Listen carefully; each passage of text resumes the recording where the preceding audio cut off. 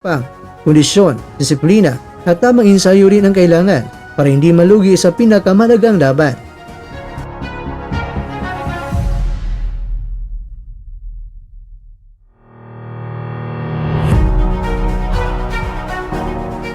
Mga kakwento, ang pagka-overweight ni Luber ay maaring magdala ng seryosong panganib sa kanyang performance laban sa mas veterano at well-conditioned na si Luis Concepcion.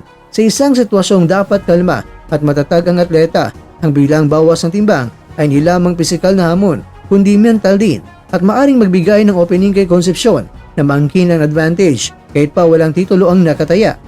Pero sa dinaanan ni Luber ngayon, isa itong malaking pagsubok sa Pinoy prospect kung ano nga ba ang kanyang maipakita na angking galing kahit pa dumaan sa biglaang dehydration. Kaya tiwala lang tayo mga kwento sa husay at galing ng Pinoy. Walang problemang pinapasan na hindi kayang mapagtagumpayan. Kaya good luck sa ating pambato.